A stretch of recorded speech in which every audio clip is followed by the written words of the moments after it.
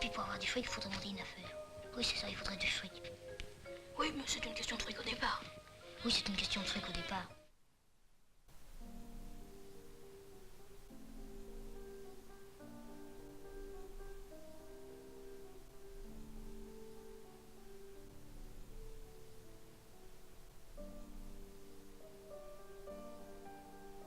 Au prolétaire, il n'est rien laissé du tout, pas même la conscience de lui-même.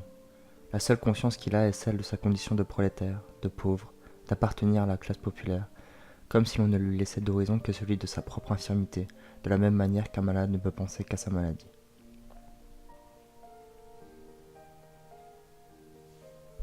Mais, contrairement au malade, l'on ne soigne pas le pauvre, l'on ne soigne pas l'ouvrier, l'employé, l'agriculteur, l'on le laisse et l'on l'abandonne. Car à quoi bon vouloir aider le pauvre? Il y en aura d'autres pour le remplacer de manière toujours plus précaire. Cela ne s'arrêtera jamais, cela ne peut s'arrêter. Car le prolétaire croit qu'il peut récupérer, par le travail, par la souffrance, tout ce que le système lui a ôté et tout ce qu'il continue de lui ôter. Car c'est bien là tout le principe d'être pauvre. On vous retire tout ce que vous n'avez pas et que vous croyez acquérir.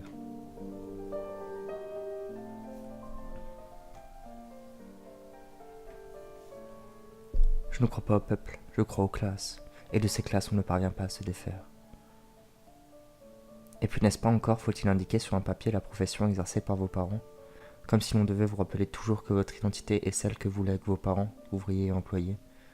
L'on ne vous dira pas que cette section de la fiche de présentation définira peut-être votre parcours scolaire, ou bien qu'il sera très difficile d'emprunter un autre chemin que celui arpenté par vos parents.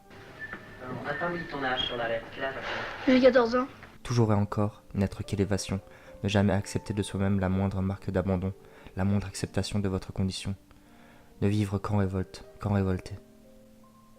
Seule la révolte vous permettra, enfant de prolétaire, de respirer.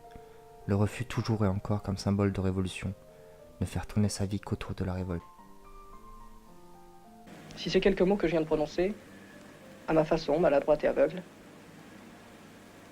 n'étaient que les fragments d'une grande pièce inconnue. Et vouloir toujours davantage, toujours un peu plus que ce que l'on a, car c'est ce que l'on mérite vraiment. Poursuivant, en moi.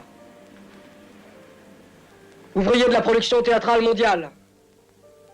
Son sens inachevé. Et puis quoi? Qu'importe au fond, car l'on n'aura jamais ce que l'on mérite, ce que nos parents méritent pour avoir tant travaillé. Peut-être fera-t-on des études, mais à quoi bon? Tout est inscrit dans votre corps, dans vos veines. Vous aurez un bon métier, transfuge de classe, tout ça. Mais non, on ne peut s'échapper. Cherchant en moi, et avec moi, tous les acteurs et tous les décors de son grand discours muet. On ne peut s'échapper de nos parents que par une extrême volonté, une extrême ténacité, que par une insoumission portée par le refus que l'on fait au monde. Non, je ne suis pas ainsi, et se le répéter tous les jours. Étudiant, je suis toujours prolétaire. Seul mon capital culturel a évolué, et c'est bien le seul élément sur lequel je peux agir.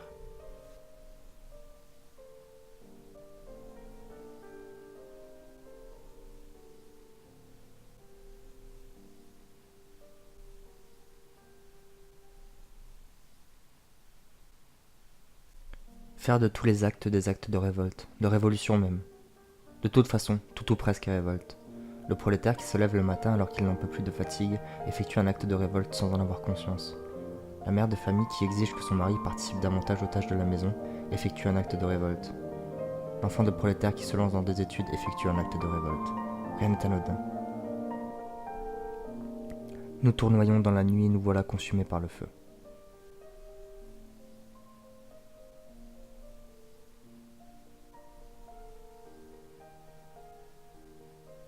Alors je ne fais que bouffer et bouffer de la culture, car pour moi elle est synonyme de survie. Les bourgeois en font un apparat duquel ils s'habillent, qu'ils érigent en accessoire pour soirées mondaines, parallèlement à un collier et à un bracelet. Mais non.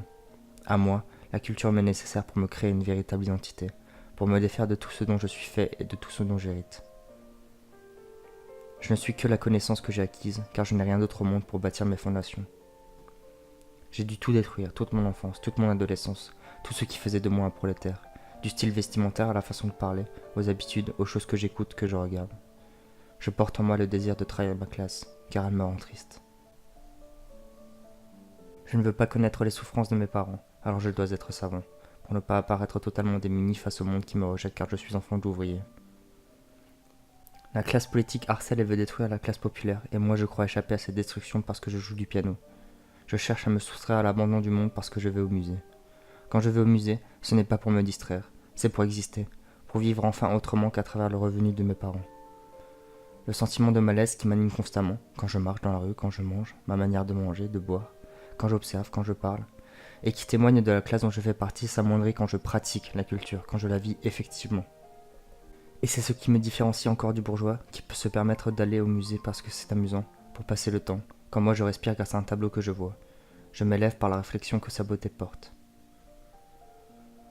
La culture m'apporte de la liberté, et je ne me suis jamais senti aussi libre que devant la mort de Marat de David, successivement au Louvre puis à Bruxelles. Il n'y a qu'ainsi que je puis me libérer de ma classe, qui m'enchaîne et qui me rappelle à elle dans les repas de famille, dans les discussions quotidiennes.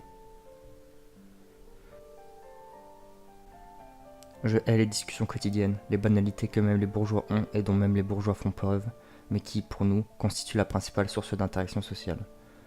Moi qui n'ai toujours connu que cela, je veux m'y soustraire toujours. Je ne hais pas mes parents, je les aime, mais je hais ce que Je ne hais pas mes parents, je les aime, mais je hais ce que la société leur a fait et par là même ce qu'elle m'a fait.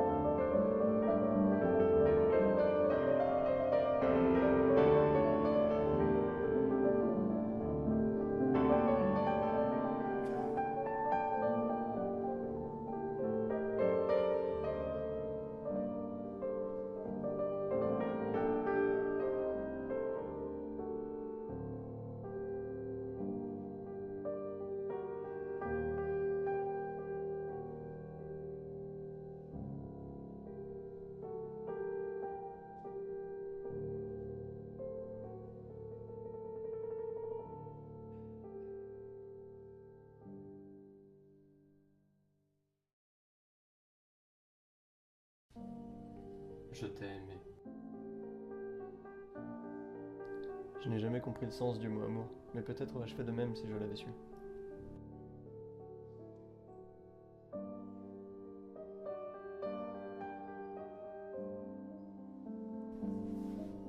J'aurais voulu avoir le temps de te le faire comprendre.